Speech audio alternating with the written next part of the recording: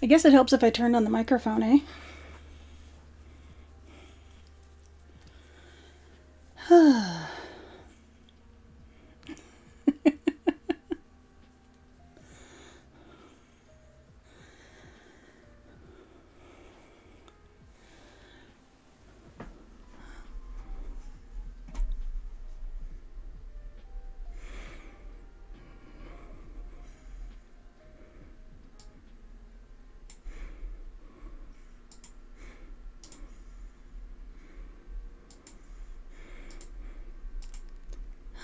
Okay, there we go. Don't mind me, I'm all cuddled up in here because it is a chilly basement, and in a moment I'll probably turn on the overhead so you guys can see what I'm doing with my hands. And wow, it's been a long time. It's been a long time since I've done anything live, so please forgive me if there's a lot of ums and ahs and things that you don't usually see in the videos like that, because, yeah. What do we got here? We got... Hello, Kathy and Accidentally Steve. Is Accidentally Steve with us today, or...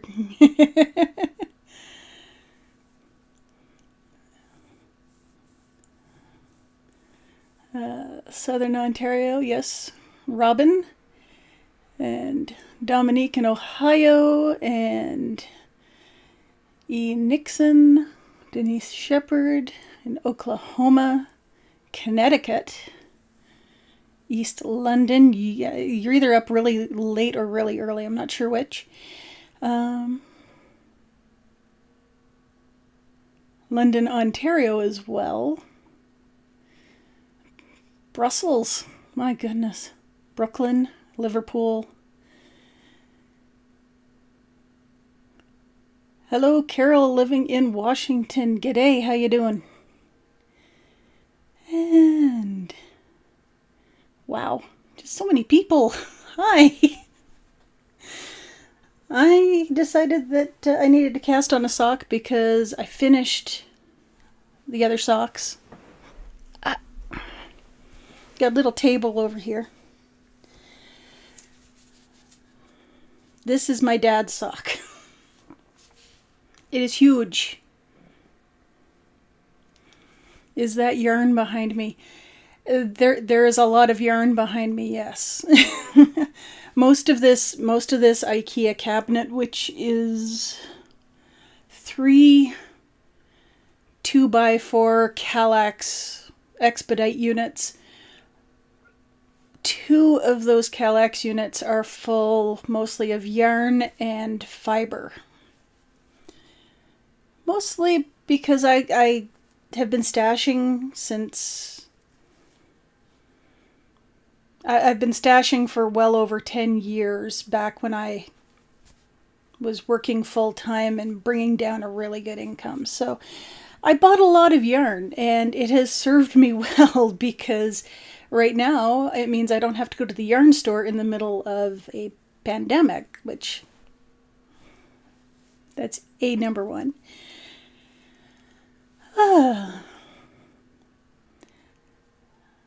Let's see, Minnesota. I have been in Minnesota. I was in Minneapolis, St. Paul 2 years ago, 3 years ago, for a convention. That was fun. And it is really lovely to see you as well, Serena, as well as everybody else. And yes, I do have my own little yarn shop here. The only problem is, and it's the problem that I had this morning when I was picking up this yarn out of the stash, was I took a look at it and I squished it, and I immediately said, do I really want to make this as a Christmas present for somebody, or do I want to keep it? And that's the problem that I have with yarn, is I have some really beautiful yarn in the stash, and then I go to start knitting the yearly Christmas presents.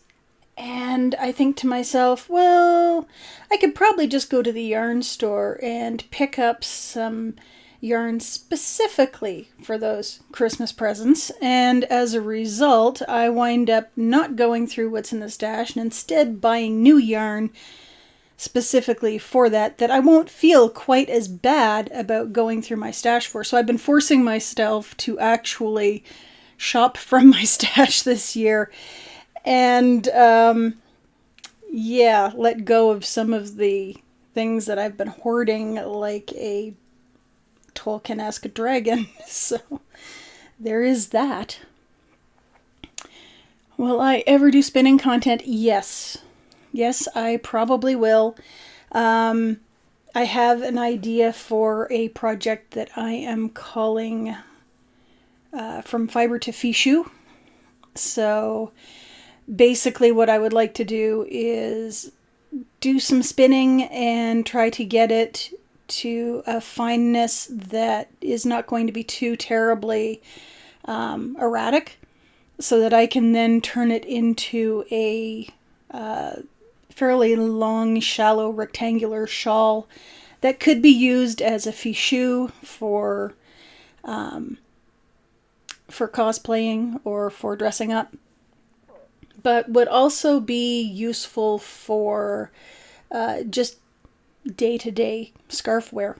So that's the wonderful thing about a lot of historical fashion, is it's kind of like dressing up a pair of jeans with a blouse. You know, there are things that you can get away with just by, you know, what accessories you use. And a scarf is a great accessory because in one era it's a hipster scarf and in another era it's a fichu. Let's see here. So, I cast on, pardon me, I need to get progressives, but I haven't gotten there yet. Where is the end here? So that I can actually start working in the round. There we go.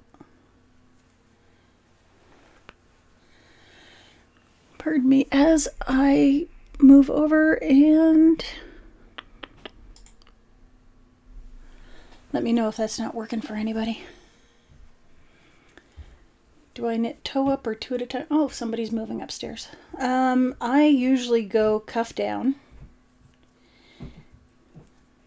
And I prefer a 2-knit 2-purl cuff because it clings to people's ankles a little bit better. This is a pair that's probably going to be going to one of the ladies of the family, and so it is cast on size 2.5 millimeter needles, 64 stitches around. So because I am going magic loop style, I think you can see that, because I'm going magic loop style,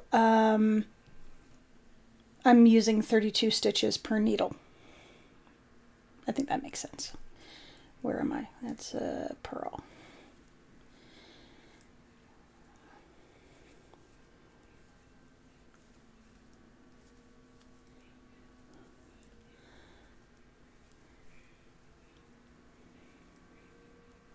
Cuff down, gang. It's just I find that doing short rows is finicky. I've never been great at short rows. I mean, I can do them if I really have to, but it's one of those things where I kind of have to have a computer screen nearby so that I can refer to the directions, because all those wraps and turns just not worth it. Not worth it. And then it's a matter of having to have the person handy in order to get the right amount of foot done. So I usually just wind up top downing it. That way I know that most of the people in the family like a 7-inch cuff, for lack of a better term. Cuff that goes for about 20 rounds, leg that goes for, oh wait, I messed up somewhere here. So a cuff that's about 20 rounds, a leg that is in total about 7 inches, and then you do your heel and then foot, And for that, I basically have the members of the family usually trace their foot out so I can measure it at leisure. But the men of the family, their feet keep growing. So my dad was a size 13. Was a size 13. He has now admitted that his feet are close to a size 14, and it's become more apparent in the past few years as I'll hand him a pair of socks at Christmas time, and he will ask me to take them back and add another inch or so onto them. Yeah, that's not fun, having to pick back a toe and then rip back towards below that, etc. What have we got here? We craft people like to hoard, but we have to use it at some point, otherwise it stays in a box waiting for that project we will never face. True.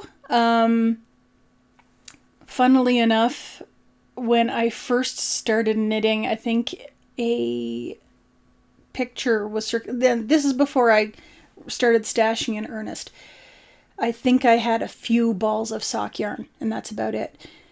Maybe a couple of balls of regular worsted or Aran weight yarn for other projects. And of course I had bins of sewing stuff that had not yet gotten unpacked and didn't wind up getting unpacked until we moved into this house. And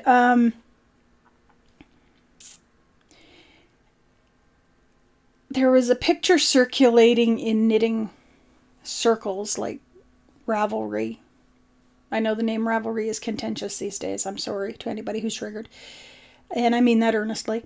But there, as well as other knitters, blogs, etc. And it was a picture of this lady's basement that looked like a yarn store. Like it actually, she had set it up like a yarn store with like pegboards and rows, and there were bins. And I take it that somebody had taken this picture of their mother's stash, for lack of a better term. And I can't remember if the lady had passed away recently or if it was just their child taking the picture and going, my mother is just such a hoarder when it comes to this stuff that there's always a package of yarn coming in the mail. At which point the husband turned to me and he said, you are never getting that bad. So the fact that I can keep it mostly to 2 Kallax two Kallax units is a number one for me. I've been avoiding progressives. I'd really like a pair of progressives. The last time I went to see the eye doctor, which was a couple of years ago, admittedly, she was like, "Oh, you don't need progressives. You're too young for progressives. We'll put you on like a 2-stage thing." And I have had glasses since I was 10 years old, and I have never been in a position to be able to afford 2 pairs of glasses. You know, it was, we'll get you these glasses for reading, and we'll give you these glasses for doing everything else, like driving. And I was like, I can't afford that, because usually glasses for me cost about $800 Canadian. And so we went to a fellow who was recommended to us by my in-laws, who was a friend of the family who was doing glasses. And he said, no, I can bring down your price considerably, but you don't need two pairs of glasses. You just need 1 pair of glasses. I'll make you a pair of baby progressives. So for a couple of years, that worked really well, as I had an extremely weak version of my prescription at the bottom and my regular prescription at the top. And woo, that was helpful. But yeah, I need to see the eye doctor again, at which point I'm going to have to admit that I didn't follow her advice. So I'll probably have to bring my iPhone with me and record the conversation so I can refer to it afterwards and be able to tell the optometrist exactly what it is she wants me to have. But I'm kind of lobbying for progressives so that I can actually see what I'm doing up close. It'd be useful. Let's see here. Hello, Fanny. I see you made it. I hope it's not too late at night or early in the morning for you. Am I okay? Am I only using a portion of the ring between the needles? New to in the round, and I don't think I've seen them held with loops in the palm like that. Okay. Give me a moment. I need to find out where I messed up on this, and then I'll finish this round and show you exactly what I'm doing. Okay, 2, 2, 2, 2, 2, 2, 2, 2. Ah, there it is. So you get to see me with my glasses askew for a moment or two while I tink back.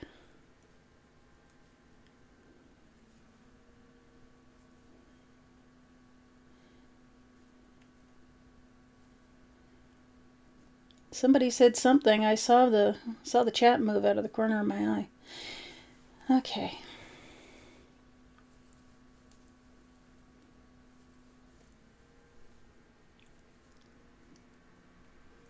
That was almost a disaster in the making.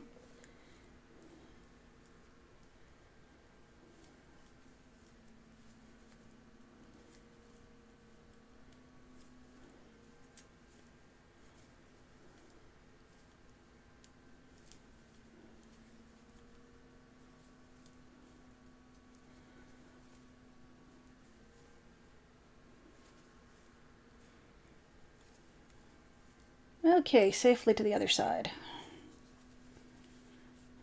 So if I counted correctly, there should be another 32 stitches on this side too. All right. So this is one pair of 32-inch needles, Addy Turbos by Skacel. I don't know how to pronounce it. 10:20 p.m. still awake. Awesome. I'm not sure. I think Skacel is a German company. So if there is, I see that there are German or Germanic people in the chat. So if somebody would be so kind as to help me with my pronunciation, that would be absolutely awesome. But they are my favorite kind of needles, and I love them so much that I tend to put big, huge bends in them. These were perfectly straight when I bought them. They are no longer perfectly straight. I'm going to just wiggle this so the computer doesn't go to sleep. But yes, this is one needle basically in half.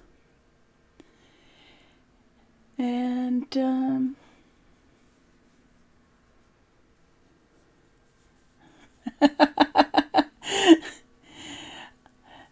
top down one at a time. Let's see here. So yes, it's one needle in half, both ends together over here. And what I'm doing is I'm doing something called magic loop, which is not new. Though I guess some people may not be familiar with it. I don't know. But what it is you put it so that the needles are parallel to each other. As you'll notice, I now have all the stitches from one side on one needle. Put the yarn over here and pull the other needle through. And then you can start knitting again. And I can't remember who I was describing the method to. Might have been the husbeast, might have been a friend, but I just started calling it the bunny ear method because you wind up with two bunny ears, one on each side of the working needle. And after a while, it's actually really easy to use and really flexible to use, particularly as you can find it easier to do things like the crowns of hats and the toes of socks without having to go down to progressively less and less double pointed needles, and I've never been much of a double pointed needle fan. Much like the first time I used chopsticks, they fly across the room.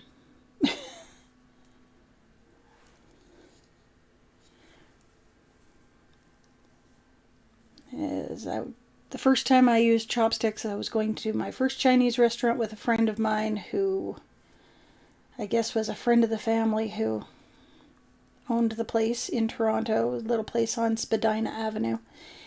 And yeah, he was ordering in Chinese. I think it might have been Mandarin, but I can't be sure. And he tells them to get a fork for me, and I asked him what he was saying, and he said, I told him to get you a fork. And I said, no, I can try chopsticks. And he gave me that look as if to say, are you serious? And I said, no, I'll try, you know. And next thing you know, a chopstick goes flying halfway across the room. And this is just from me trying to use them normally, at which point he just sort of looked up, turned to the person who was waiting on us and said, please bring her a fork.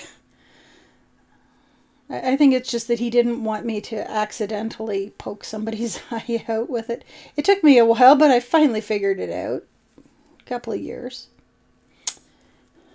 But I'm the same way with double pointed needles. So rather than losing the needle or taking somebody's eye out, I magic loop, and it seems to work out for me. Let's see. My ability to churn out socks like that, only ever completed one pair in the Kitchener Stitch traumatized me. I've got Kitchener Stitch memorized. It helps. I've made enough pairs of socks. When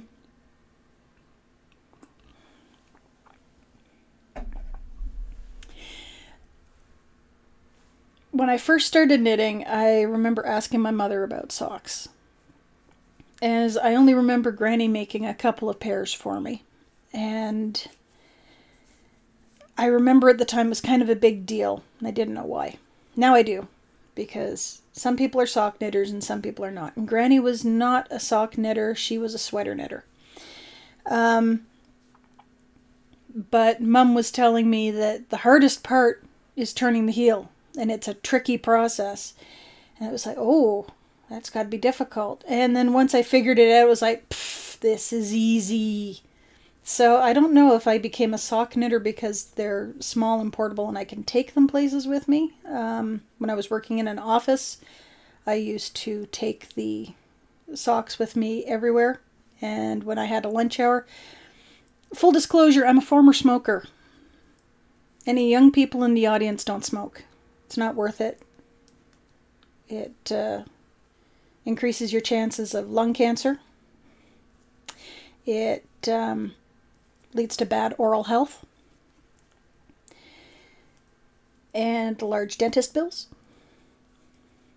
But also it gives you a habit that you then have to get rid of. So luckily, by the time I was quitting smoking, and this is well over 10 years ago, I had started knitting by that point in time.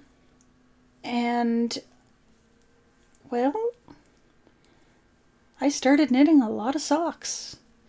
I'd take a pair of socks with me to work, and if I was working on the night shift and not a lot of calls were coming in, I would knit between calls, or when I would take breaks, I would, instead of going outside for a cigarette, I would go to the break room and I would knit for 15 minutes.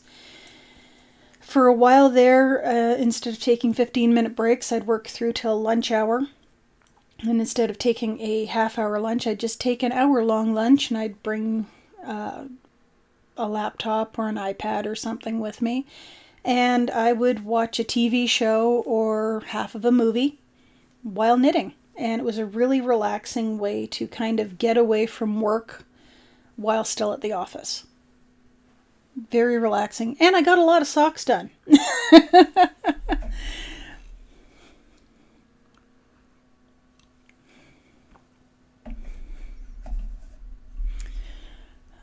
Let's see here. The brand is Addie. Yeah.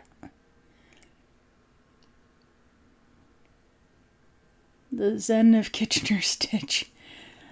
I just kept going to Knitty until finally I knew what the actual process was. Knitty has a couple of really good tutorials or walkthroughs, lots of pictures with bind offs and cast ons. Like if you're looking for, I think it's the Judy's Magic cast on. I think Knitty is the place where I used to go for that, as well as Jenny's super stretchy bind off. I could be wrong. Achievable goal. Yes, socks are an achievable goal, because when you finish the first one, the first sock isn't really usable unless you knit the second sock. Though you could just knit a first sock of another color and come back to it, and then you'd have 2 pairs of socks, or a mismatched pair. Need to keep your hands busy. Yes. Sweater took 60 years to complete in total. Unfortunately, she'd passed away before I finally finished what she began in 1958.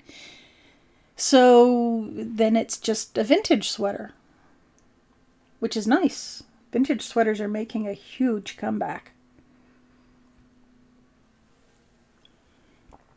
If I was a standard size, I would be all over that action.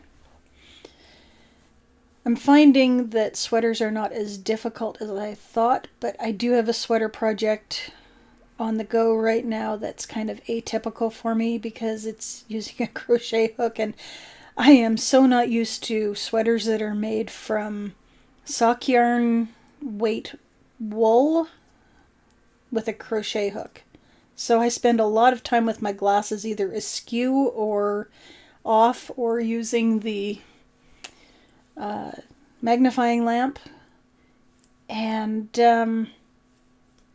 it's slow going. It's slow going because I am not as graceful a crocheter as I am knitter.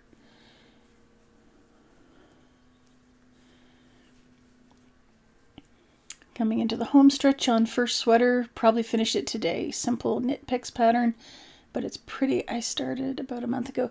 Hooray for simple Knit Picks patterns. Knit Picks is awesome. I have to admit it. The yarn that I'm using today is part of a haul of stuff I got from Knit Picks for their, I think it's We Crochet Collab 2021. I had specifically asked for sock yarn to go along with the sweater yarn that I was requesting. And yeah, oh, this stuff's just absolutely beautiful.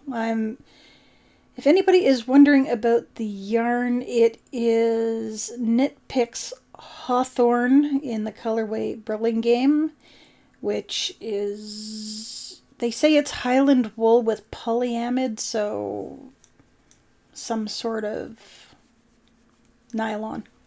But the base reminds me a lot of Malabrigo, I think. It's got that it's got a kind of sheen to it that I relate to merino and Malabrigo in particular. So if you are looking for a nice sock yarn, so far I can recommend it. I really love the color, which is why it is so hard for me to give this up. But, you know, one does what one must. Convinced my teachers to let me knit in class so long as I wasn't disruptive with classes being digital. I'm now constantly knitting away the sweater that I'm making, and it's great. You are so lucky. I got told off for knitting in meetings. I actually found it was a really nice way for settling my brain down and actually concentrating on what I was doing. So I would bring a sock with me into work meetings, and I would be knitting while other people would be talking, and still trying to, you know, participate in the chatter. And Yeah, I got told to please not bring the socks because it was distracting to everybody else. And it looked as though I wasn't paying attention, when the opposite was actually quite the truth. So if they're letting you knit in class, I say that's great. I highly encourage it. If you can keep your brain engaged while your fingers are going, even better. Convinced my teacher. Okay. Vintage sweaters are nice because they aren't oversized, so you don't have to make as much fabric. Well, yes, but because they aren't oversized, unfortunately, a lot of the rest of us are kind of cast adrift. The thing that I find funny now is that people are considering 1980s vintage. Like I'm seeing, I hate to say this, I see some of the younger costumers doing 1980s vintage, and a part of me just curls up in a ball and starts to cry. Because in 1987 I was going into grade 9. I graduated high school in 1992. So I guess that if anybody needs to know what was in fashion, I could always just bring out my old yearbooks and show them.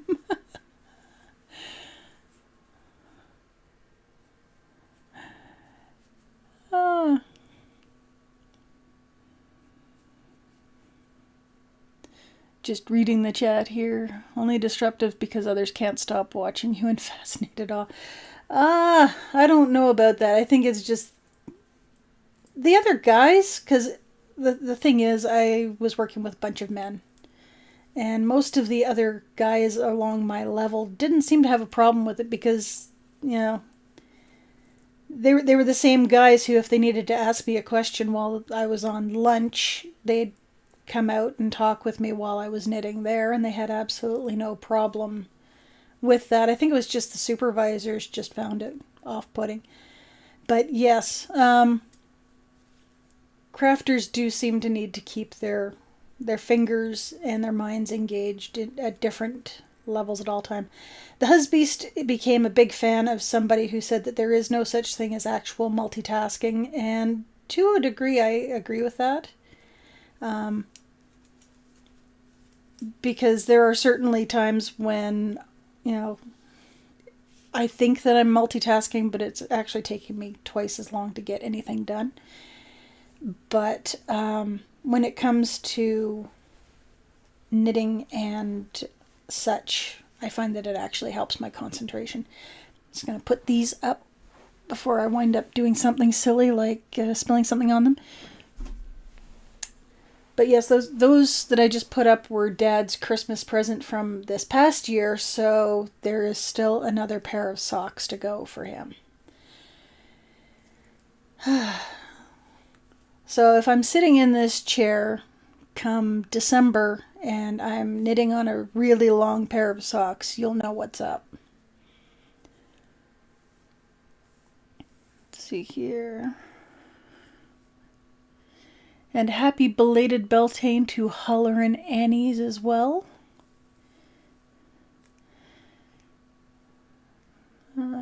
Love Knit Picks Hawthorne, still working on making a complete pair of socks, but I tend to wear the sweaters I've made with it even over more expensive yarns. It's a really nice yarn. It's very soft.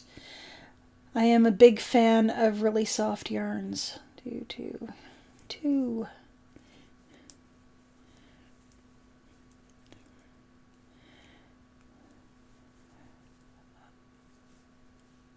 Oh goodness. Y2K is now a look vintage? No. That does not need to be a thing. See, I can't even remember the aughts all that well. Because the 90s were just like 10 years ago. I mean, it's like now to a degree, now I know how my mom felt whenever I'd ask her about, did you listen to the Beatles growing up? Apparently Mom liked Elvis. Mom's an Elvis fan.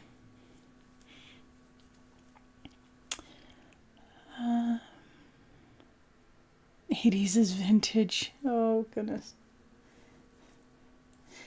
You see, I spent so much time in the 80s wishing that I wasn't in the 80s, and I think that came from growing up in small towns, small Canadian towns, where the only thing you could get on the radio was the most inoffensive thing you could ever hear. So there was a lot of Corey Hart and Bryan Adams. Canadian radio really came into its own in the 1980s, and a lot of that had to do with Much Music. And it was nice, but I kind of wanted to hear what the rest of the world was hearing, and you really can't do that when you live in a really small town in the Ottawa Valley. So I had an Irish pen pal who for a while there was sending me some stuff out of Cork. And I had an English pen pal for a while sending me stuff out of Nottinghamshire. I seem to recall her sending me a couple of pictures of Depeche Mode coming to their local record store. Back before record stores weren't there to sell vintage vinyl, it was all the real deal.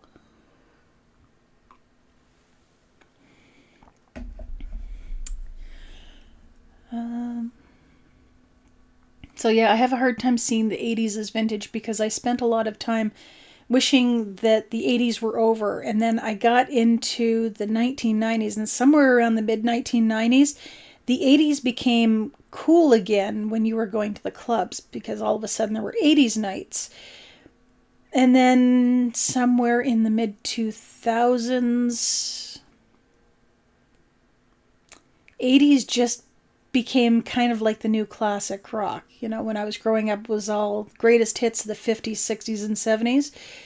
Well, then it was the greatest hits of the 50s through 80s, and now they've tacked the 90s onto there. And while I do like some of the music that's out now, I've been trying to, at very least, keep current with a few names.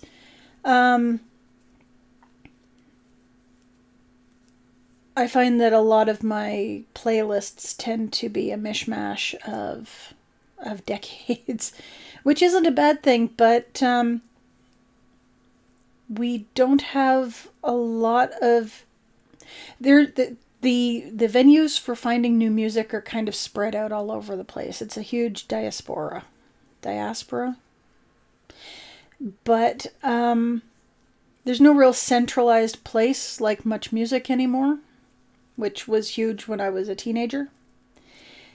Much Music is now mostly reality TV and such, if I recall correctly. There's a fellow who's, if there's any Canadians in the audience, and I know there are, you'll probably recognize the name Ed the Sock. Ed the Sock, or at least the fellow who voiced Ed the Sock, is trying to put together a new, updated type of Much Music that actually takes into account the internet and the fact that some people have disconnected from cable television and, in a way, kind of disconnected from the music scenes. So he wants to actually try to give a new venue for discovering some of this new music, which I think is great. Which I think is absolutely great. And somehow I got on that topic, probably from talking about the 80s, but there we are. Let's see. Goodness. People are talking. Not ready for the 80s to be vintage. I agree with that. Classmates come up to me after class and ask me to make them something. The answer's going to be no, because I don't want to turn a hobby into a business and burn out. There's also the fact that friends don't always understand what goes into making something. I had a coworker who bugged me for about 2 weeks straight about making him a sweater, at which point I had to tell him no. You know, I'm always very upfront with that. My standard answer when somebody says, "Can you make me?" is no. Even when members of my own family come up to me and say, "Can you make me?" the answer is usually no. And then if I have the time to make them something after that, they're pleasantly surprised. Doesn't mean that I'm not going to ask them for their measurements and stuff like that. I find that not only does that make me more knowledgeable, but keeps them on their toes. I must go. Hubby will be home in a few minutes. Well, Carol, if you see this later on, have a good afternoon. Could offer people who ask you things to teach them. That'll get most people to back off quickly. That is true. That is true. Might even make a crafting grid. I've offered that a couple of times. Usually, though, in the case of coworkers, it was, well, I don't want to learn how to knit. I want a woman to knit for me. At which point I said, "Great. Let's ask your wife how she feels about that." Let's see. Used to love watching my great aunt knitted with the speed of the show we were watching. My grandmother apparently used to knit faster when she was watching hockey. Apparently she was a Habs fan. She was a fan of the Montréal Canadiens. And yeah, apparently when they were fighting, she knit faster.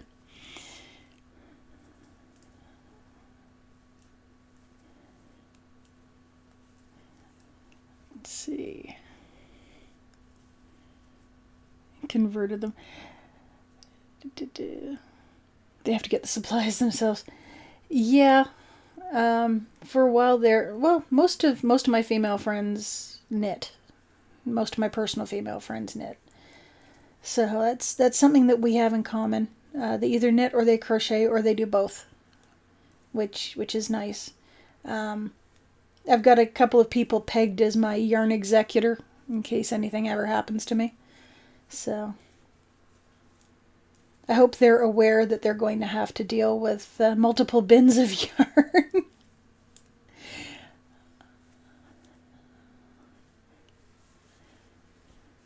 Fanny started university in 1987. Does that make me vintage or just plain old? That makes you a fine wine.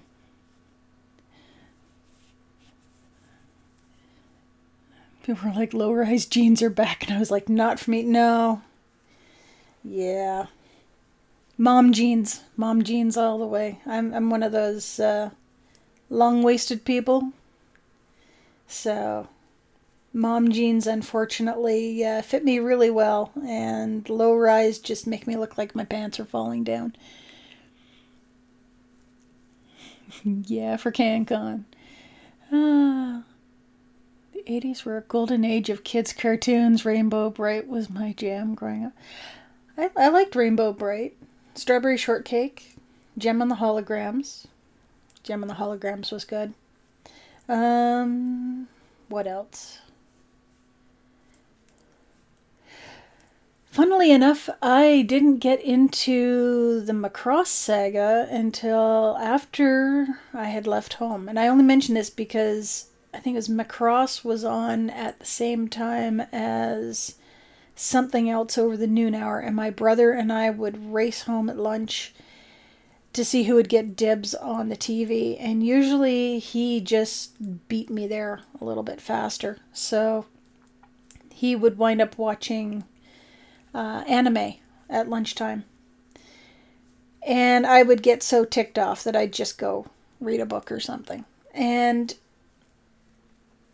I think I was in college when I was working on a project and somebody said, "You know what, if you want to watch a TV show or something, VCR's right there."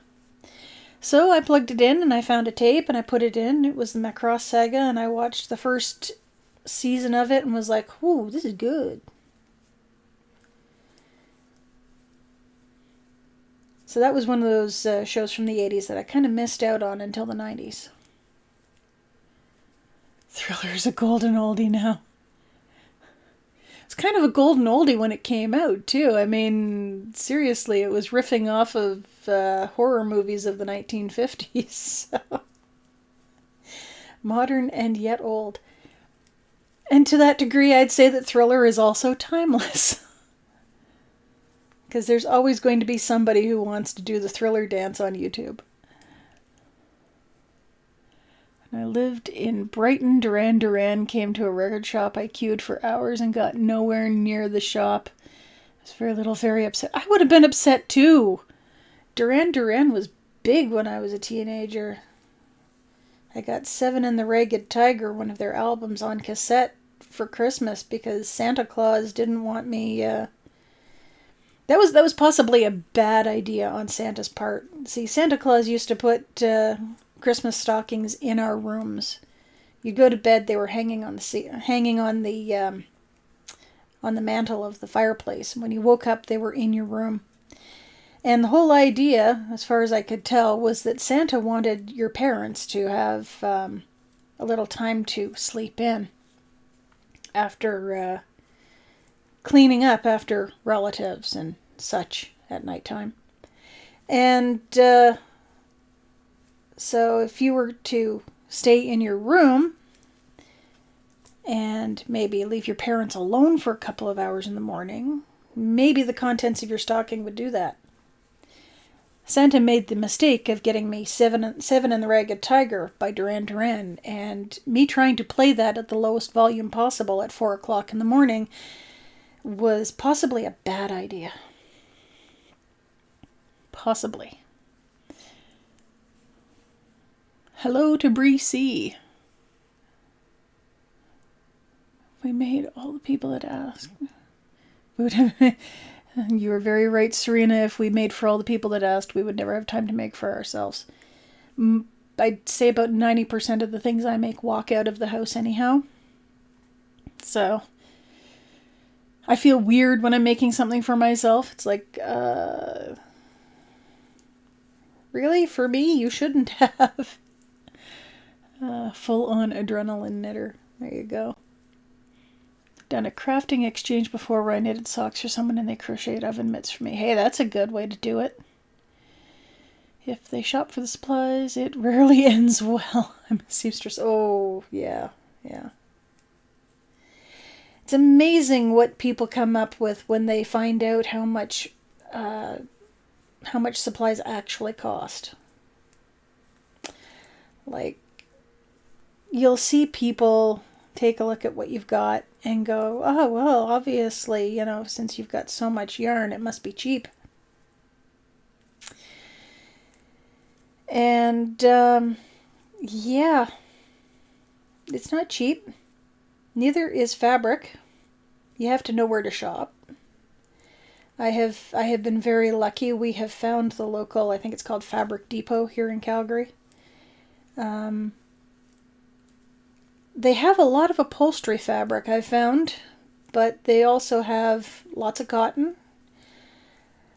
Whereas I'm finding that Fabricland is catering more and more towards quilters, and there's nothing wrong with that. It's just that there's a lot more novelty fabrics that are more inclined towards quilters.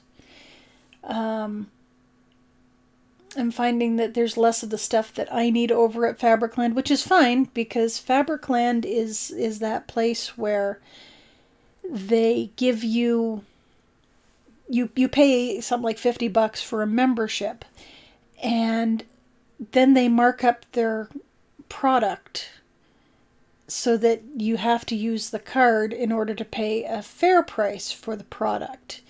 And even then, it's more expensive than other places. So I think the last time Mum and I went fabric shopping, we went to Fabric Depot first, and then we went over to Fabricland. And it was a good call because at Fabric Depot I was able to pick up a length of linen because at some point I will either need a break from making Victorian Edwardian corsetry and have to consider making Regency corsetry and a Regency shift. So we picked up the materials for that because at one point I had been thinking if the sewing room if the sewing room making was going to be taking too much longer, I was going to have to start hand sewing everything. Because I couldn't take over the kitchen again, and I wouldn't have had any place to sew down here. So, yeah, I've got a nice bunch of linen and a nice bunch of, I think it's cotton sateen, but I could be wrong.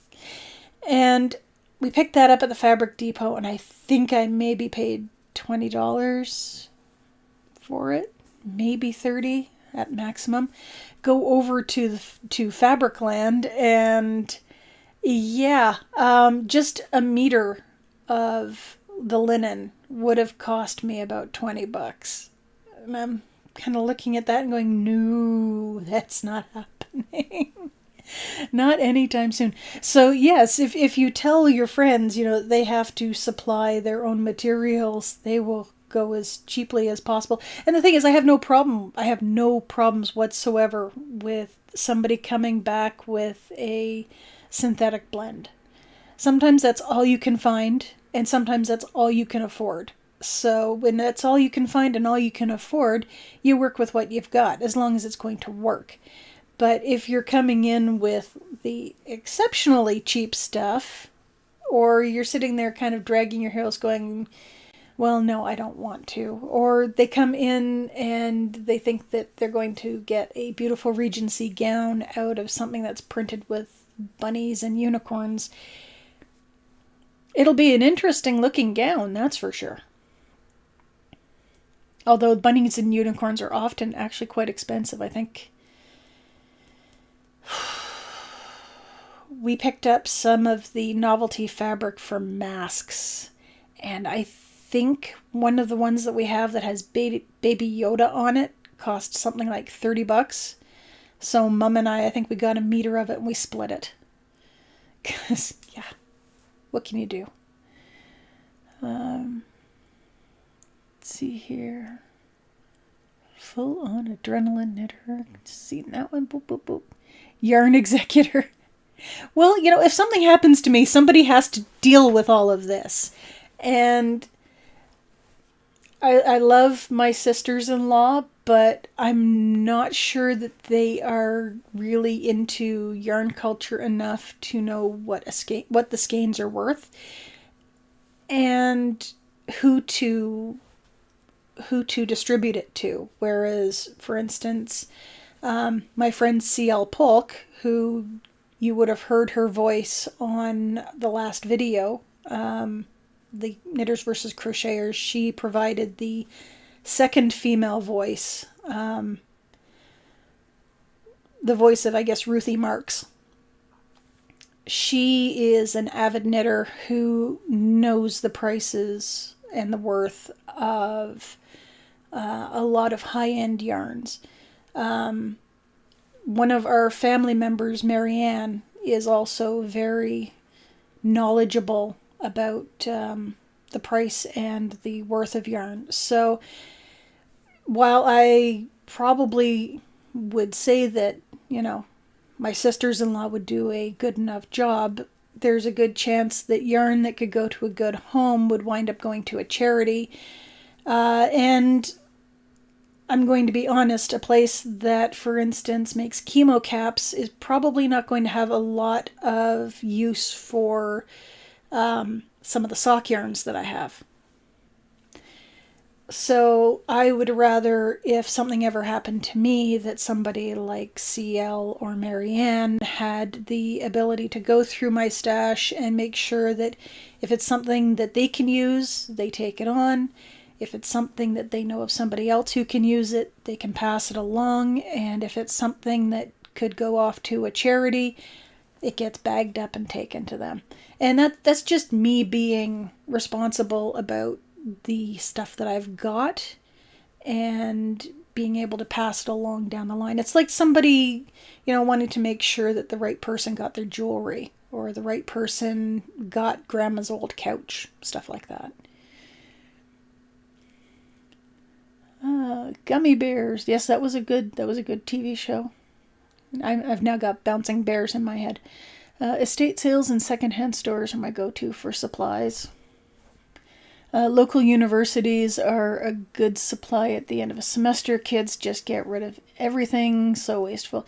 Yes, but you have to also remember what condition it might be in at the end of the year. Could be good, could be bad. I mean, I've seen the things that people do with frying pans. It's not pretty. I had a roommate who really liked to take a fork to his frying pans. Teflon was not made for that kind of abuse. Live over an hour from the nearest non-quilting fabric store. Yeah. My room-sized stash has come in handy many times when a trip to the city was not possible and not likely to be fruitful. Yeah. I feel for anybody who can't afford a good stash, but it's the kind of thing that sometimes you really do have to save up for something. If you can afford to have a little bit extra, great. I try to be a little bit more frugal these days, but I wasn't always as restrained. Then again, I wasn't always as wild as a lot of folks. Like I can remember listening to podcasts in about 2005, 2006, and it would sound like the podcasters were getting like this new yarn every week, and it was multiple skeins, and I'm sitting there thinking to myself, how can you afford that? The American dollar goes a lot further than the Canadian dollar, I can tell you that much. But let's see here. Totally wear a Regency gown covered in unicorns. I probably would too. I mean, seriously, it's a Regency gown. Empire waistlines are kind of my jam, and yeah, unicorns would be great. I actually bought a couple of fat quarters with unicorns and flamingos on it. I have plans, which is my way of saying I'm going to cause some mayhem in the family with it. Loved that vlog. I think needs to be thought about and discussed. Like the concept of Swedish death cleaning. I have yet to look that one up. I'm barely up on the Marie Kondo thing. So Swedish death cleaning is a little bit beyond my recognition yet. YouTube channel called Liscapism. Yep. Recently did a video where she made a gown out of unicorn fabric. Did she? I don't recall that one. Then again, it doesn't surprise me. Liz is very, very cool with that kind of stuff. I'll have to take a look at that one again, because it's very possible that I missed it, which is funny, because I watch most of Liz's stuff. Liz is also local to where I live, so someday it would be nice to actually get together for coffee with her, or tea as the case may be, since I'm not a coffee drinker and I'm not sure whether she is either. Need someone to know what to do with the yarn. It won't be wasted. Yeah, that's exactly it. It won't be wasted. I find it funny because I've seen Bernadette go, the tweed, and I'm thinking to myself, the tweed, nothing. If, I think it was in regards to British wool being just sort of left to decompose because with what's been happening in the world this past year, there hasn't been anybody to process it and get it to sale. And so all of this yarn is going, or all of this wool is going to waste. And she's like, oh, the tweed. And we each have our own things that we focus on. And for her, it's tweed. I totally get it. For me, it's the yarn. Just imagine the yarn that could have been made out of that. Fine Shetland wools. Oh, noes. Oh, noes. Fossil core Regency dress. My favorite wacky fabric one so far, I think, is Opus Eleni and her 18th century heart corset. I thought that was just spot on. Liz was from Ontario. No, Liz I think is local, but I'm pretty sure that I have seen Nose Hill in the background of one of her videos.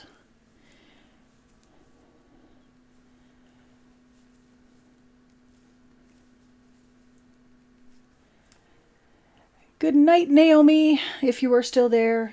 I'm sorry if I missed you, if I was looking down. My fabric executor knows where the good alpacas. Yes. Yes.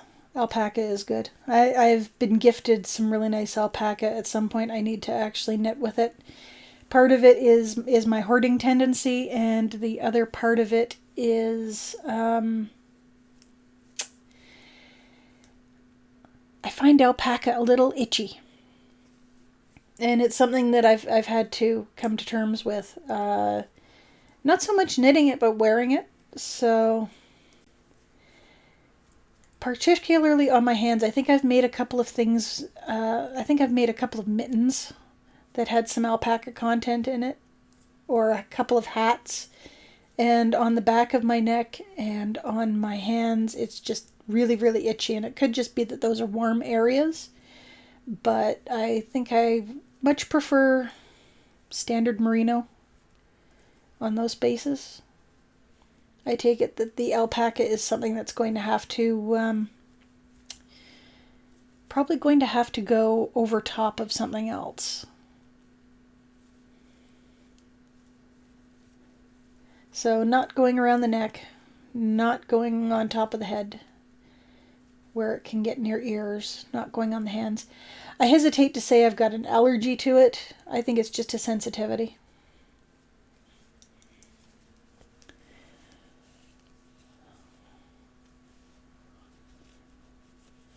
What time is it? Oh, it's 3 o'clock. It's been an hour already. Goodness.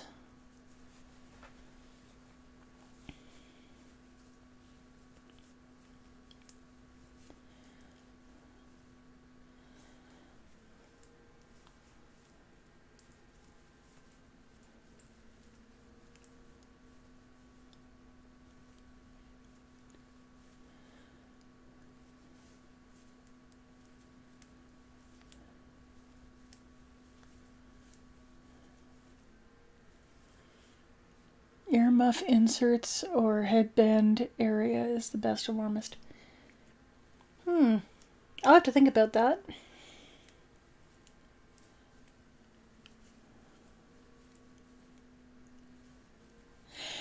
Yeah, Opus Eleni's heart corset. The fabric is just fabulous, and yeah, I don't blame you for bookmarking that on Spoonflower.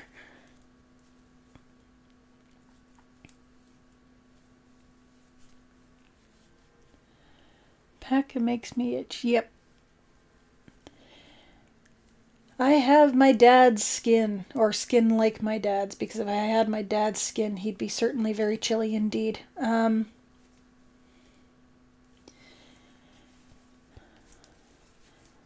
Used to tick off my mom that I had small pores, so I didn't get a lot of zits. But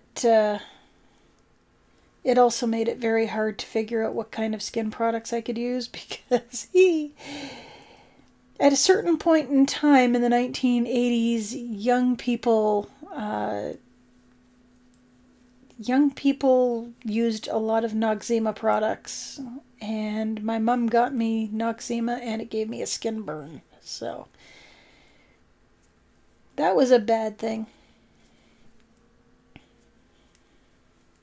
You learn to be choosy at that point, but it also means that I have to be a little bit more careful with my fabrics as well. So yeah, I outgrew most of the sensitivities to wool, because when I was growing up, whenever my mother or one of my grandmothers would put me in a wool outfit of some sort or another, that's picky. In other words, it was really itchy, or it just seemed to pick at my skin, so it was painful to wear. I've outgrown most of that, but yeah, it was weird when I was wearing a hat that had an alpaca blend, and all of a sudden I could feel it being picky again. So I guess we're sensitive to what we're sensitive to. Let's see. My last koigu came from a shop in Sutton, Quebec. I need to source some nice merino to make new mittens soon. There's one yarn store here in town that carries koigu that I know of. I think. It's been a while since I've been there. I don't go downtown very often.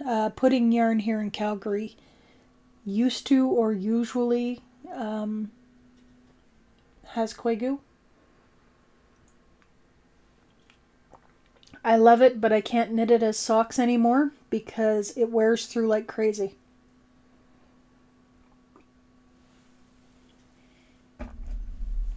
And I learned that from about 3 pairs of socks that wore out darn fast. It could just have been a bad batch of koigu, but I don't think so. So now I use koigu. I've got a small koigu stash, and I use it for mittens mostly.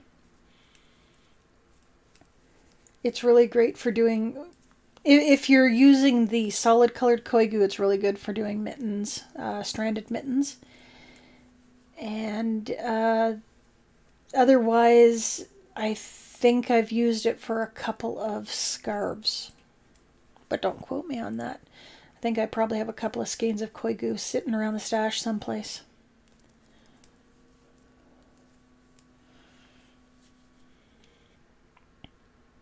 I have a Kate Minson. How odd. I have a bit of a wool allergy and I started using alpaca because it's hypoallergenic. I don't know. Maybe it's the other wool that has been blended with the alpaca that I've had problems with, but I don't think so. It's usually there have been a couple of different blends that I've tried because usually alpaca comes in blends, and both times it's just irritated me.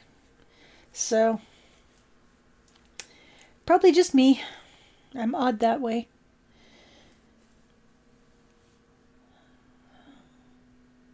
I've only knit with it for my brother.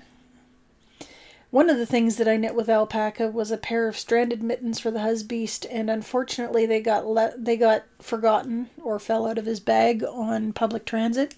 So somebody else in Calgary now has a kick-ass pair of Cthulhu Mittens. So I've got replacement yarn in the stash someplace, and at some point I will need to make him a new pair of Cthulhu Mittens.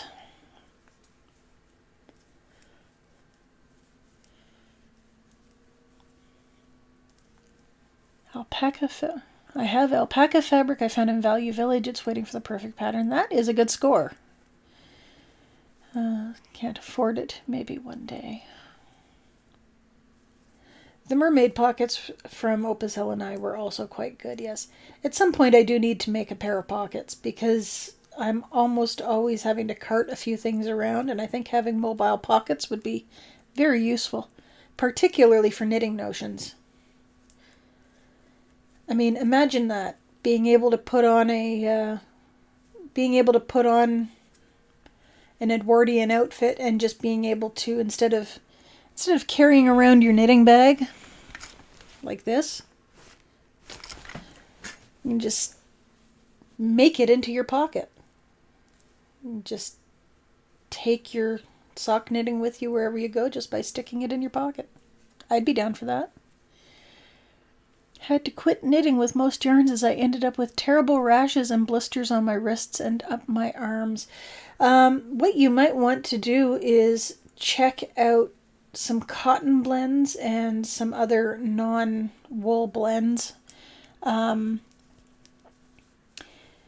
Amy, who is the editor of Knitty, apparently is also allergic to wool, and she wrote a whole book about it. So I think, can't remember, for whatever reason, I can't remember Amy's last name right now. But if you go over to knitty.com, at very least you'll be able to find Amy's last name, and you might be able to find the book from there. But if you're looking for other non-wool alternatives that aren't necessarily acrylic, or are good acrylics, she might be able to put you in the right direction.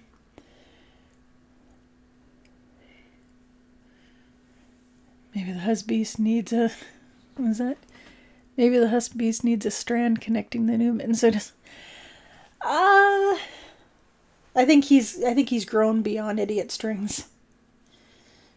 Although, knowing him, he might actually say yes. He's an interesting guy. He's pretty cool for a lot of that. There's not much of a beast to the husbeast. He's... I'm not going to say he's a purring kitten, but he's not a rabid dog.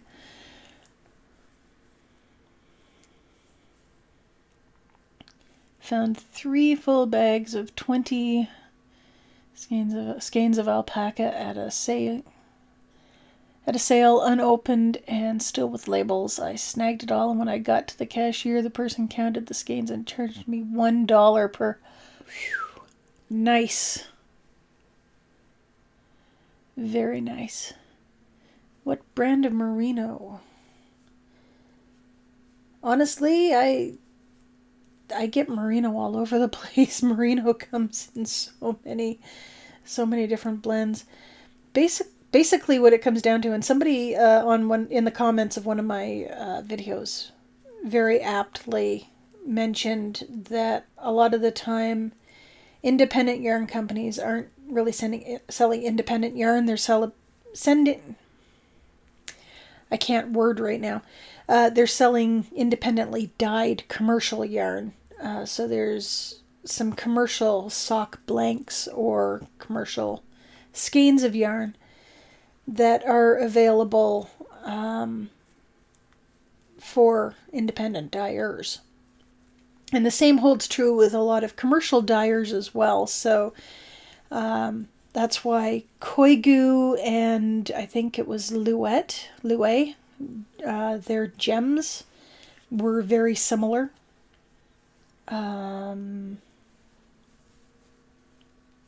It's been a while since I've gone yarn shopping, so I couldn't really tell you a lot of the names. Like there are some definite one-of-a-kind type yarns out there, like Noro. Noro has some very one-of-a-kind stuff. But it would surprise me that I would come across a yarn that was very similar to a Malabrigo or Madeline Tosh. I think Madeline Tosh uses one that's very similar to Koigu, if I'm not mistaken. There's a specific sort of two-stranded look. Yeah, this looks a lot like Malabrigo when I'm knitting with it. So it's just a matter of taking a look at the content of the skein that you're looking at and seeing what's in it. Because most of the time it's written right on the label itself. And personally, I find that most of my favorite ones turn out to be merino blends. My workhorse yarns generally don't get specific as to what breed of yarn they're using. It'll just say something like wool nylon. And a lot of that is, I think, European yarns. So Langyawal, Regia, Online. I'm not sure if they're pronouncing it online or online, but a lot of the self-striping ones, and I really like self-striping sock yarn. It keeps me occupied. It keeps me amused. So when I'm trying to bust out a pair of really plain socks because I don't feel like memorizing a lace pattern, having self-striping sock yarn just keeps me amused because every so often the color changes and I can go, yay!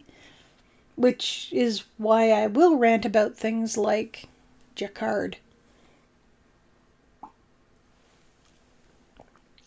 I mean, don't give me white with blotches. Give me another funky color. Don't be cheap with the dye. I'm paying a lot of money for this. With Cthulhu Mittens, you can make the idiot strings into idiot tentacles. This is true. And in fact, at one point, the husbeast found, I think it's a crochet pattern. I could be wrong. But it's an octopus hat. And he said, could you make this for me? And I said, it is so absurd. I would love to. I just haven't had the time to. So at some point, you may see me making an octopus hat. It could happen. It could happen. Love Noro had the pleasure of making a sample for my local yarn shop and find a luxurious silk wool blend, but $50 US a pop. Yeah. And it depends on how much Noro you need and which Noro you're getting. Like, their silk blends can be quite expensive, and their all wool blends can be difficult to knit with because they're a little stiff. They're a lot stiffer to work with, less give to it.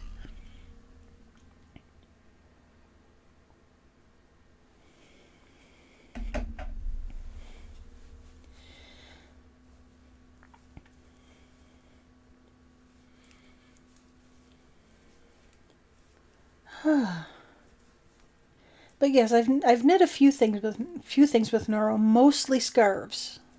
My favorite Noro is probably the Silk Garden blend, and I've knit probably about 3 2-row scarves with them. That's one where you take 2 or 3 colorways of Noro and you just stripe them against each other, and it looks really fabulous. To the point where one of them I made had quite a bit of pink in it, and I was going, oh, I guess this one's for me, and the husbeast kind of looked at me and went, no, this one's mine. It'll keep the girls at work guessing.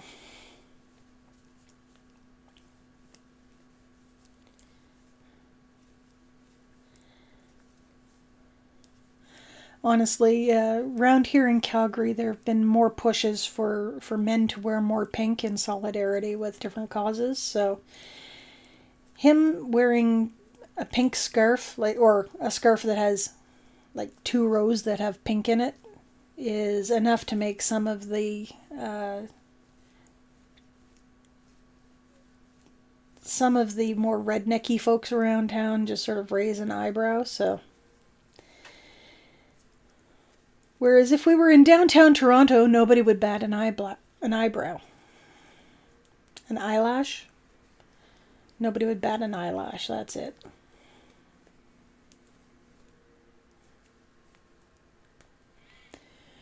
My sister asked for the octopus hat. I said no because she'd wear it just for a photo and then it would sit in a closet for the rest of eternity. That is sad. Because I know for a fact that my significant other would wear an octopus hat all the time.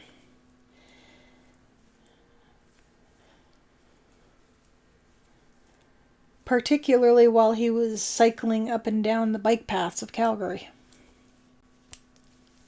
So if you're in Calgary and you happen to see a gentleman cycling past you wearing an octopus hat, it's very possible that's the husbeast.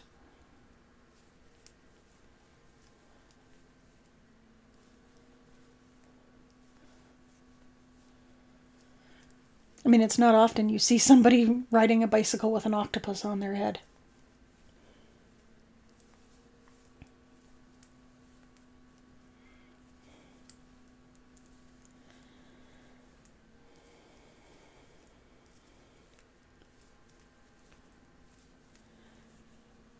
Okay, after this round, I guess I'm going to have to count how many rows I've done, because that's quite a bit. I think we've maybe got, about an inch there, so we're probably about halfway to the end of the cuff.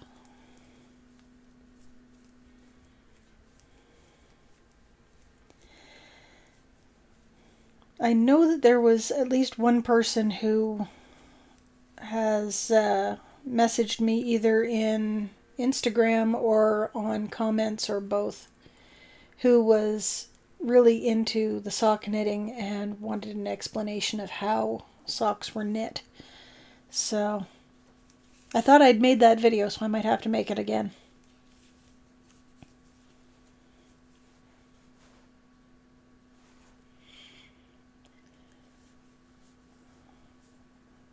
Try living in a rural city in the middle of farm country. No pink worn by men here other than Pink Shirt Day. Exactly. Exactly.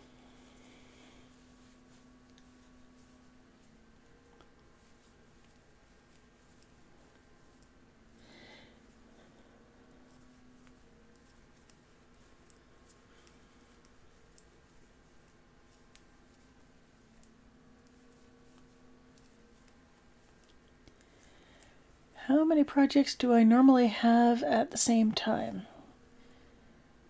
You have 5 knitting projects on the go. Oh goodness. That's the thing.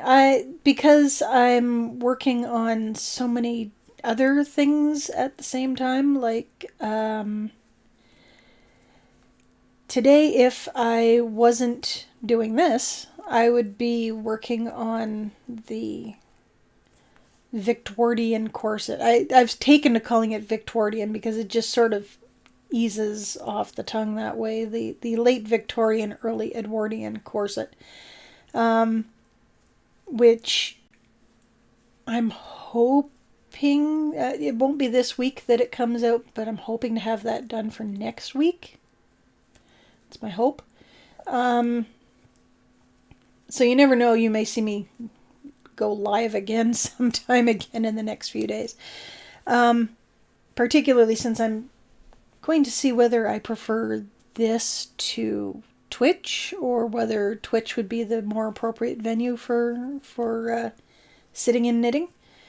But maybe Twitch will be the after hours place to sit and knit. Drag all my stuff over there to the computer and just sort of surf the web and knit at, I don't know, midnight or something like that, mountain time. But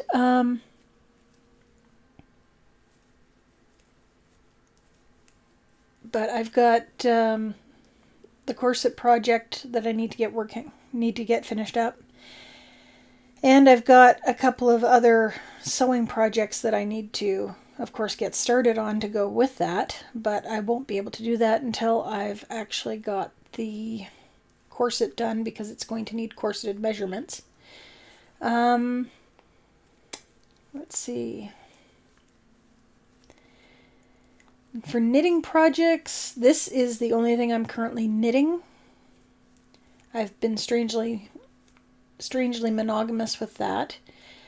It's crochet where I've got about 3 or 4 things on the go right now. I've got 2 Afghans, one of which is a very plain treble stitched Afghan made out of currant cakes. There's a specific blue and white currant cake that I found attractive, and I bought up a whole bunch of balls on sale, and I'm finding that it's slow going. It's like treble stitch granny pattern, and I think that's it. I think it's because it's just granny all the way that it's a little bit boring, so you have to put it down.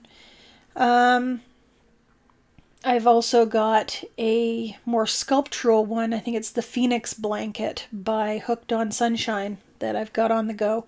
And I would do that one on stream, except for the fact that I need to be at the computer because it's a sculptural kind of crochet that it's very textured. And you can do it one of 2 ways. You can either go full color, and when you go full color, you can either go on the scale of, it looks like a clown was seriously sick in the corner. Or you can go the other way of trying to be as tasteful with your color as possible. Or you can go the direction that I went, which is absolutely no color. You let the stitches do all the work for you. So the Phoenix blanket that I'm working on is actually in just plain old cream acrylic. I think it's Red Heart. I don't feel how scratchy it is because I hold the yarn differently when I'm crocheting than when I do when I'm knitting. So I find that I can tolerate the scratchiness of the Red Heart acrylic a lot easier. But so I think it's like 3 jumbo balls that I bought on sale. So aside from the actual Phoenix blanket pattern, maybe spent $10 on materials. But for an extra couple of dollars, there is the option through Hooked on Sunshine's website to have access to video showing you how to work each round. And because I am not a master crocheter, that is useful for me. I actually am a very visual learner when it comes to those sorts of things. So I will watch how they're crocheting that round, and then I will go, oh, okay, do. That's pretty easy. Which is kind of funny considering that I find vintage and antique crochet fascinating, but some of these modern techniques, I really do need the extra assistance. So it's nice that Hooked on Sunshine has that available, or at least they did the last time I was working on the blanket. And the other project I have for crochet is a crocheted sweater from Knit Picks We Crochet. I think it's called Pulmu. I could be wrong, but I got myself some very, very nice Knit Picks palette from Knit Picks, and again, hashtag We Crochet collab or KP collab 2021. And yeah, I like palette. I'm going to be interested to see how it works up as a thin sweater. I've seen a lot of criticism that it pills very easily, so we'll see. But it's definitely a different fabric that comes out of it. I've never considered crocheting something as large as a sweater before, and as I discussed in last week's knitting versus crochet video, a lot of crochet went towards more practical items rather than fashionable items, whereas knitting kind of went the opposite direction to more fashionable items rather than... There are practical items, obviously. Otherwise you wouldn't have knitted pot holders and egg cozies, etc. But there was a fork in the road, and they kind of took 2 different paths. Let me see. What have people been saying?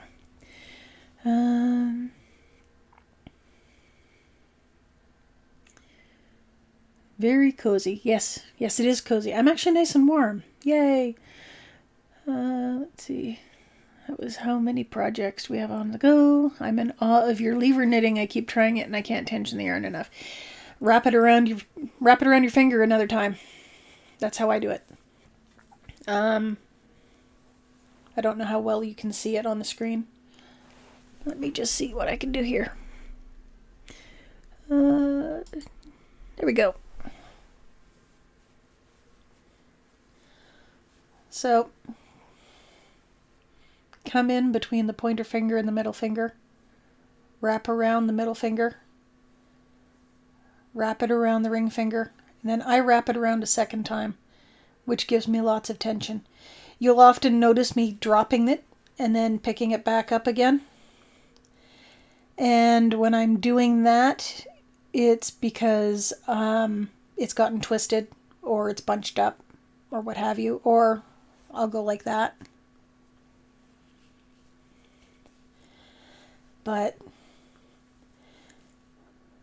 And it takes a while. I think the way the Yarn Harlot uses it is like that.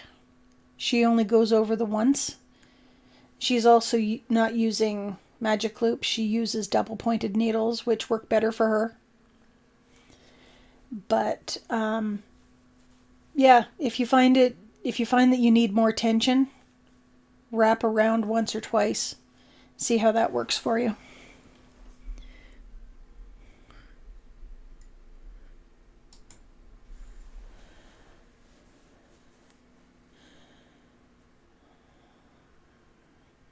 See here. Problem with casting on and off, can't get the tension right. Yeah. I think what it comes down to is how are you casting on and off? Like is it yes, Natalie here. What kind of cast on are you using? I think that's part of it. What kind of cast on and cast off are you using? Because with me, I just use a variation of the usual cast on. I can't remember what it's called. Maybe it's the German cast on. I could be wrong.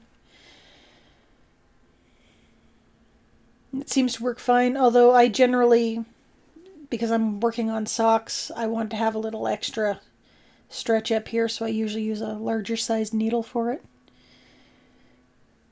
Time to sew horsehair onto the grad dress. You have fun, E. Nixon. If I knew how to properly refer to you, I would. Have fun with that grad dress. In the process of packing for a move, all but mask making has been put on hold. Yeah. My mom's been really into the mask making. I go to the yarn store to buy things for historical garments, and she buys mask making stuff. It's fun.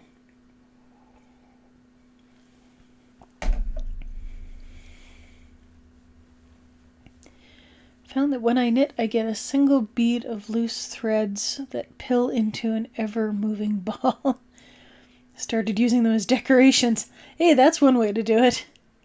Another thing you can do is just barely use the edge of a pair of sharp scissors to just kind of get it so that you can, because if it's moving along with you, then obviously it's felted itself, I guess, a nice little conduit. So if you can just gently fray that with the sharp edge of a pair of scissors, you can usually get rid of that without actually damaging your yarn, your working yarn. The baby way, one loop knit and a twist it onto needles. I have to teach myself a different way. The way that I learned how to cast on, I think, was from the book Stitch and Bitch, and it was probably the... Oh, pardon me, I'm going to cough.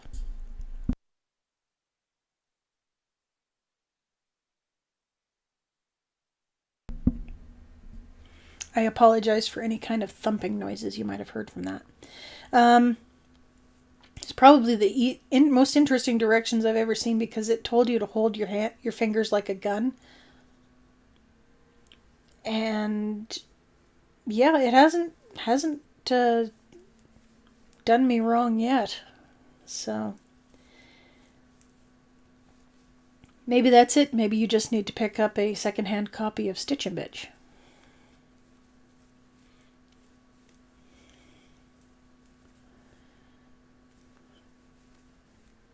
Spring mask has road construction on it. Right now, my three favorite masks, pardon me, my three favorite masks are one that has, I think, owls on it, one that has alpacas on it. It's got llamas. I share a love of llamas with one of my nibblings, and I've got one that is leftover fabric from the altar cloth I made earlier this past year. So that one is a glittery purple fabric with spider webs on it, and it's one of my absolute favorites. So at some point I will have to make up a mask or two with the Baby Yoda fabric that I've got, but more I think about it, the more I think that might turn into a pocket, because that would just be fun. Currently finding my way through the Hooked on Sunshine Crochet Along. Definitely a challenge, because in every second round I have to consult the explanation for the stitches. That's exactly it. Yeah. And I think they do crochet alongs fairly often. I haven't taken part in them because I would probably fall way behind, but I do have the Phoenix pattern as well as a couple of others. I just really like the structural look of the crochet. The texture is just absolutely phenomenal. Long tail cast on's the only one I know how to do without looking up directions. Yeah. I actually kind of found it funny because my mother-in-law and I were in a car traveling between Saskatoon, I think, and Calgary, and she was casting on for a sweater at the time, and I just was watching her and just fascinated because she was casting on using the backwards loop method. It's like, wait, what are you doing? She's like, oh, it's over 100 stitches.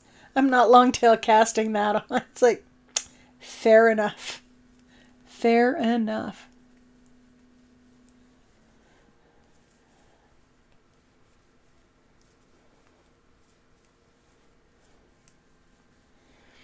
And trust me, when you're in a car traveling between Saskatoon and Calgary, you kind of need something to do. So having a sweater that needs a cast on that's over 100 stitches is probably a good idea.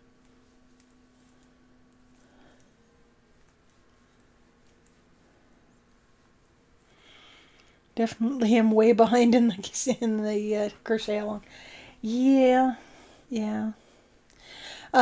There's a gal on Instagram, I think it's TL Yarn Crafts. She has some really interesting crochet along stuff that she does. She's got some really nice scarf patterns, so someday I will have... Here I am saying someday I'll have enough yarn to do that. What I mean is I'll have the right skeins of yarn in the right amounts, because there are a couple of designs she's done where I have maybe one skein. Something on the computer just decided to go a little crazy. I just had an alert for something come up, and I don't know what. I thought that I had closed everything that would alert. But yeah, there are a couple of things where I've thought to myself, well, that would be really nice to crochet, and then I realized, well, that would mean having to track down another skein of this, and then 2 skeins of that, maybe another 2 skeins of the other thing, and it's like, oh, that's too much work. It is right now, at least. Maybe in the future. Too structured for my chaotic lifestyle. Exactly. One of the things that I kind of miss is the sense of community that used to be around Ravelry.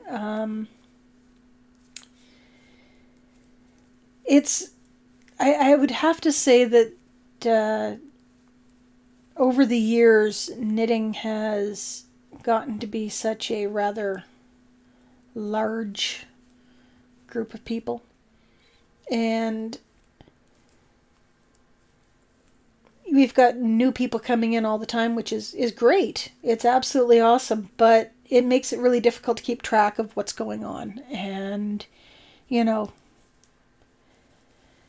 10 years ago, it was a lot easier to just know what all the knit-alongs were and what all of the, events of the year were going to be. And now everything is kind of scattered all over the place.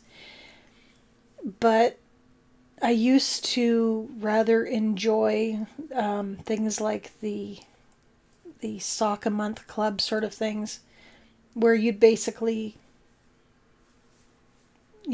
be following along with other people as they knit a sock along a theme. And the unfortunate thing is like those other knit-alongs and crochet-alongs, I'd fall way behind, so people are working on their December socks and I'm still working on like July. Oh yeah, I can totally catch up by the end of the year. You'll just watch me go. Just wait for it. It'll happen.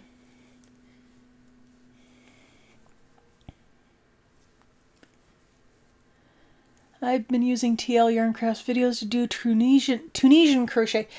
Funnily enough, I had a friend ask me very recently if I had learned Tunisian crochet, so I think it's coming in this year. I think another thing that we will be seeing a lot of coming up in the next year is, I think it's Japanese crochet. I could be wrong about that. Because I very sporadically, even more so since I started doing video stuff, because I very sporadically was doing book reviews, I gained access to things like NetGalley and Idleice, which are both really powerful resources for book reviewers. So if you get your name known out there as a good reviewer, you start getting more access to things on these platforms. And NetGalley and Idleice are kind of the places where book reviewers go. It's where you get a lot of advanced reader copies from, at least on the digital format. And the last time I was going through Idleice, I checked out the craft section and I was seeing quite a few books coming out or scheduled to come out in the next year for, I think it's Japanese crochet. So that might be one to watch out for. So it's very possible that Tunisian is currently where it's at. I don't have any long crochet hooks. I don't have any real need to get any, since I just recently managed to replace quite a few of my regular crochet hooks. Last thing I need is to be making a Knit Picks order going, hi, I need Tunisian crochet hooks now, thanks.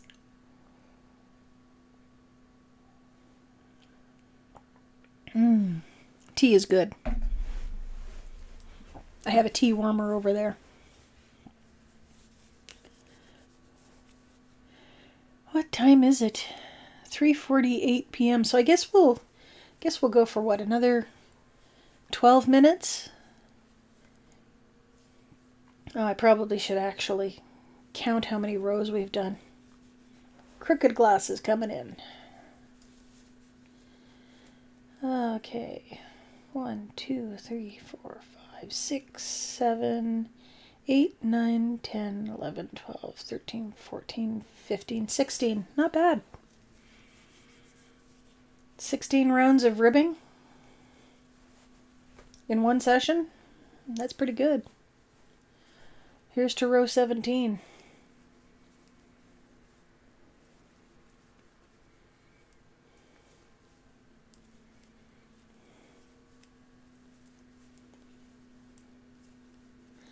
Have to admit that my minimal studio lighting is actually really good for this. I can see what I'm doing. Yay. I'm used to doing foolish things like knitting in the dark.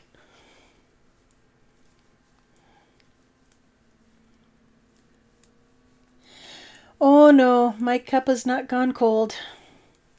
I have a mug warmer down here.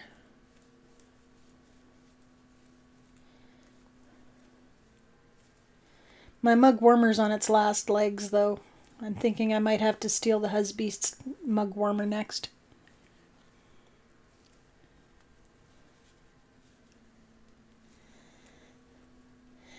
Well,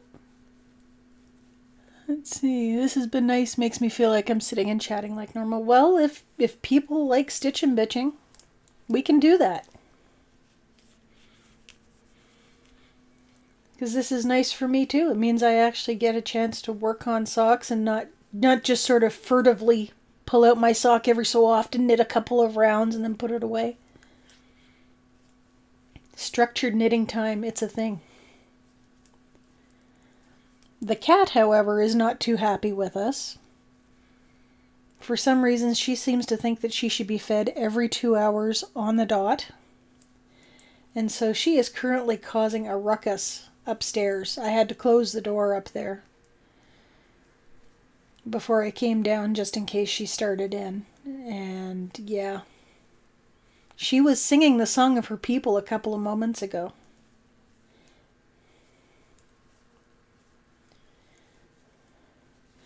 As I've got my earbuds in, not because I'm actually playing any music right now. I did have at the very beginning of the stream some stuff from, I think, Epidemic Sound playing in the background. But it sounds rather loud to me because I'm on this end of it. I have a little less control over that. But also in case any other alerts come up, because funnily enough, I don't know how you guys are seeing things, but my view of the stream being one of my monitors over there, there's a little 24 at the bottom. That's to show how many people are on the stream. I decided to put that on there. There are also little alerts that come up if people decide that they want to, do anything silly like donate. So if anybody ever does that, we'll know.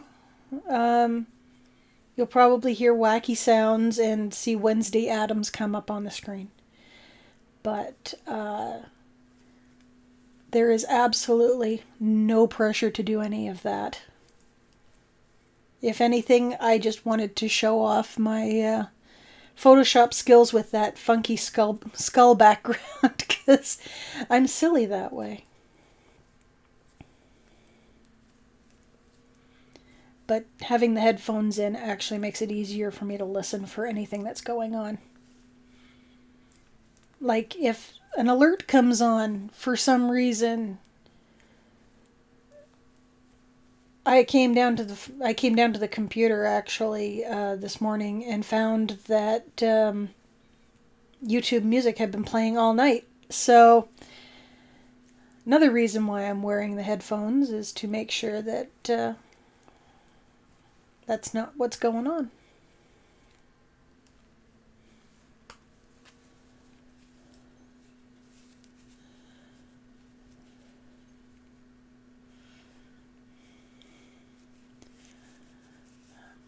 Didn't know such a thing existed. I need one immediately. Yeah, Amazon was kind of to blame for that. Amazon had...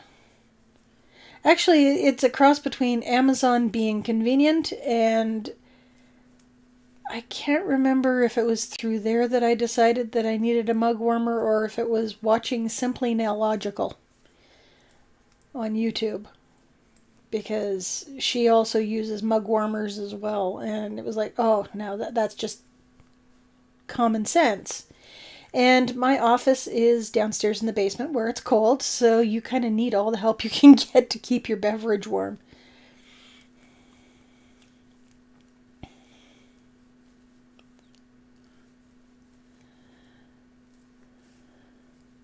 Mug warmers are hard to find outside of pre-Christmas stock.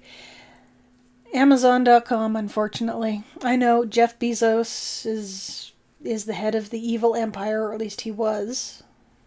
I don't know. I think didn't he step down, or did he change his mind? I don't know. But yeah. Nearly midnight. Putting my knitting away now. Going to just listen and read the chat. Well, we'll be around for another 6 minutes at least, eh?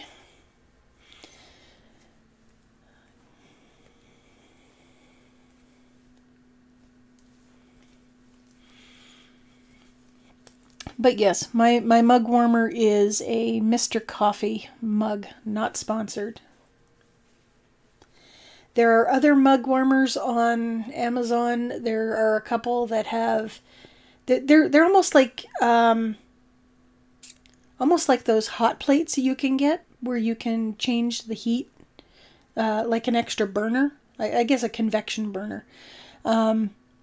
You can get those through Amazon as well, so they have different warmths that you can set them to, and at some point I will probably replace one of the Mr. Coffee mugs with something swanky like that.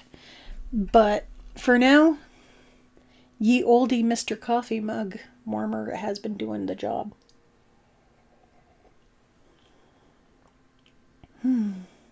And this mug does a really great job of it too, because it's a nice ceramic mug.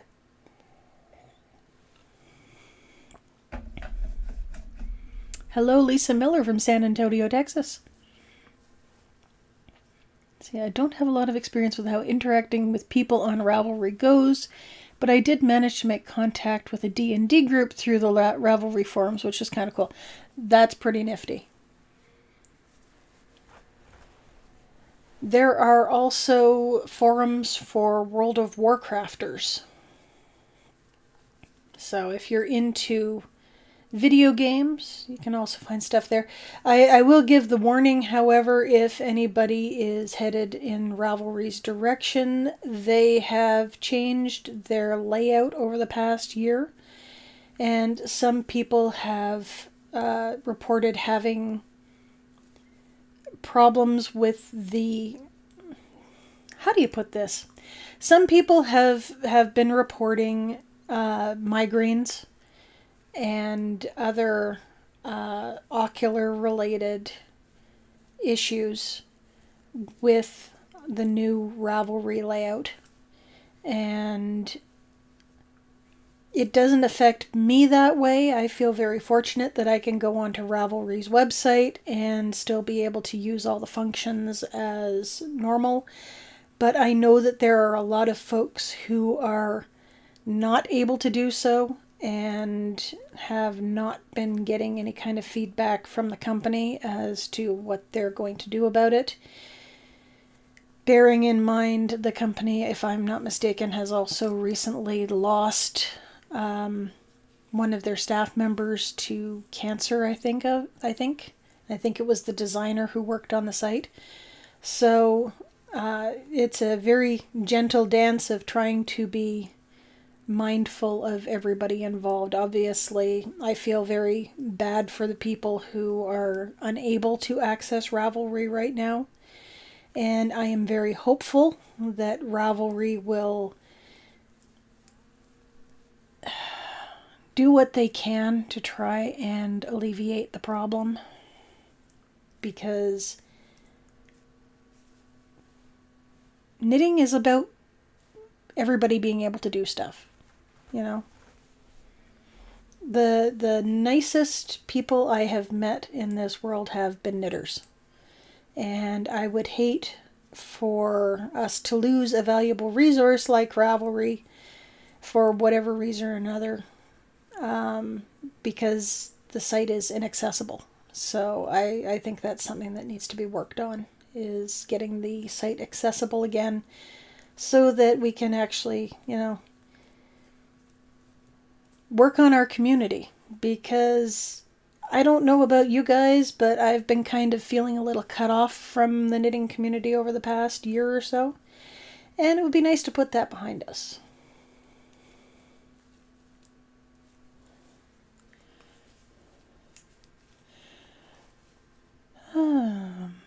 Found them ordered through a local nursery. They use them for warming plants that can't take the chilled roots.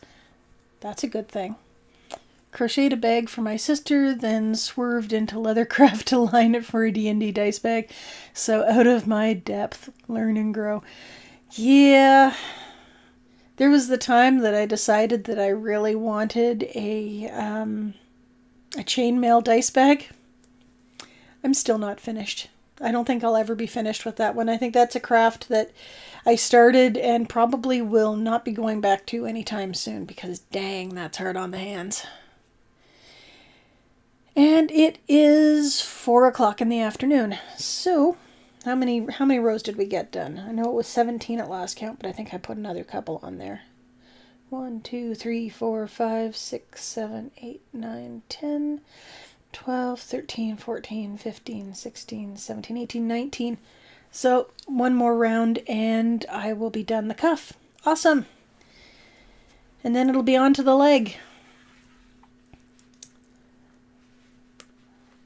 So, I'm thinking what I may do is one other night this week, I may just sneak onto Twitch late at night and continue stitching and bitching.